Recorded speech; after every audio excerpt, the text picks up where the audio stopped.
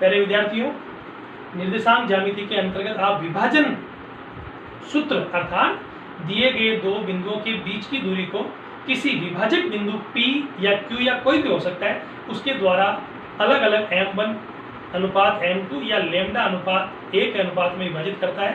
तो इसके लिए हम एक सवाल लेते हैं कि x बिंदुओं A और B को मिलाने वाली रेखा को किस अनुपात में विभाजित करता है। अर्थात x यहाँ देखो P का मान नहीं दिया हुआ है, ये नहीं लिखा हुआ है कि बिंदु A और B को किस अनुपात में विभाजित करता है, ये लिखा हुआ है x।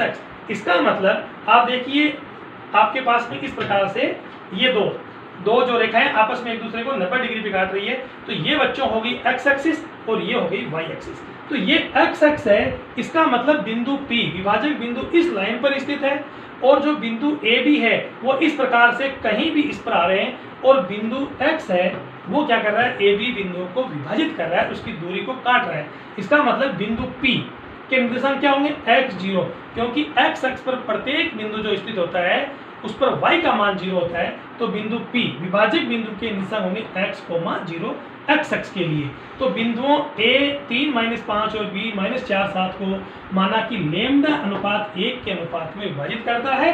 तो हम यहाँ विभाजन सूत्र का उपयोग करते हुए यहाँ इसका उपयोग करेंगे और Px0 के निर्देशांक ज्ञात करेंगे। तो यहाँ पे x0 के द्वारा देखो ये x अक्ष पर स्थित है, तो x तो हमें x अक्ष के लिए और y का मान हो गया 0। तो यहाँ सीधा बच्चों 0 रखो y वाला के, ये y वाला काम मिलो सीधा y बराबर लैम्डा y2 प्लस y1 बटा लैम्डा प्लस 1। तो 0 बराबर लैम्डा m1 गुणा y2, तो लैम्डा गुणा y2 का मान कितना है 7 प्लस 1 मल्टीप्लाई y1, तो -5 y1 का मान बटा लैम्डा प्लस 1। आप गुणा करेंगे तिरछा गुणा, y प्लस 1 को 0 से गुणा किया तो क्या आ गया 0 और इसको गुणा किया 1 से, तो 7 लैम्डा माइनस का 5 ही आ गया बराबर 0। अब आप 5 को पक्षांतर कर दो तो हो गया 7 लैम्डा बराबर प्लस का 5, दोनों पक्षों में 7 का भाग लगाओ तो लैम्डा बटा 1 बराबर 5 बटा 7।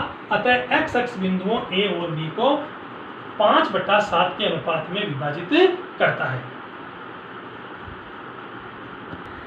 हाँ बच्चों, अब देखिए हम एक सवाल और लेते हैं कि बिंदुओं 11 9 और 1 2 को मिलाने वाली रेखा को समत्रिभाजित समान 3 भागों में बांटने वाले या करने वाले विभाजित करने वाले विभाजक बिंदुओं के निर्देशांक ज्ञात कीजिए। माना AB एक रेखा है, ये इस प्रकार से मान लीजिए AB कोई रेखा, इसका A निर्देशांक 11 9 दिया हुआ है और B निर्देशांक दिया हुआ है 1 2। इसको समान 3 भागों में किसी भी, आप जैसे मान लो ये एक चॉकलेट है, ये एक बड़ी चॉकलेट है, मुझे 3 बच्चों में बांटनी है। कितने बच्चों में बांटनी है 3। तो मैं एक यहाँ से काटूंगा, एक यहाँ से काटूंगा। देखो देखिए एक टुकड़ा, दूसरा टुकड़ा, तीसरा टुकड़ा, हुआ कि नहीं हुआ।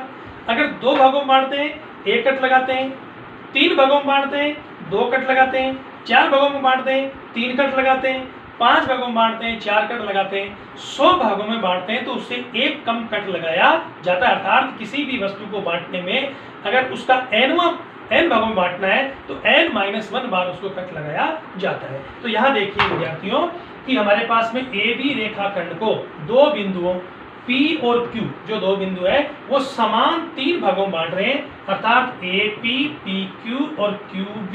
तो 1:1:1। अगर इस पूरी लाइन की A से B तक की रेखा की लंबाई मान लो 6 होती तो अनुपात क्या होता 2:2:2। अगर 9 होती तो 3:3:3। अगर 12 होती तो 4:4:4 और वापस सब में 4 का भाग लगाते तो क्या था 1:1:1। अब यहाँ देखिए अतः अनुपात, हमें अनुपात निकालना है कि बिंदु P AB को किस अनुपात में विभाजित कर रहा है। तो P देखिए AP अनुपात PB, तो AP अनुपात PB। तो देखो A से P तक अनुपात कितना हो गया 1 और P से B तक यहाँ से यहाँ तक 1 और 1 कितना हो गया 2।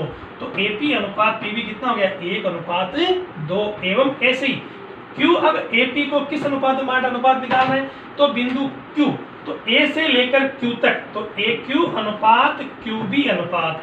तो A से Q तक 1 और 1 कितना हो गया 2 और Q से V तक कितना हो गया 1, तो कितना अनुपात आ गया बच्चों 2:1। अब हम इस प्रकार P व Q के निर्देशांक ज्ञात करेंगे। तो विभाजन सूत्र आपको मालूम ही है, तो अतः निर्देशांक P x y के लिए विभाजन सूत्र का उपयोग करेंगे। तो x बराबर m1 x2 plus m2 x1 बट्टा m1 प्लस m2 और y बराबर m1 y2 plus m2 y1 बट्टा m1 प्लस m2। अब यहाँ देखिए बच्चों, इसमें x1 y1 x2 y2, देखो मैंने चारों मान यहाँ लिख दिए। x1 का मान 11, x2 का मान 1, y1 का मान 9, y2 का मान 2। अब इस सूत्र में हम उपयोग करेंगे। तो इस P के लिए x बराबर आपका देखिए अनुपात कितना है 1:2, तो m1 m2 1:2 उपयोग में लेंगे। तो 1 गुणा 1 प्लस 11 गुणा 2 बट्टा 1 प्लस 2, पूरे को सरल किया तो कितना है 23/3। हाँ बच्चों, तो हमारे पास में x का मान कितना है 23/3। अब देखिए y का मान निकालना, सेम उसी प्रकार से y का मान निकालने के लिए भी हम यहाँ पर देखो 1:2 ये अनुपात काम में लेंगे और उसके लिए इसको उपयोग करेंगे विभाजन सूत्र का। तो उत्तर कितना है 20/3। तो P x y का मान, x का मान 23/3 और y का मान 20/3।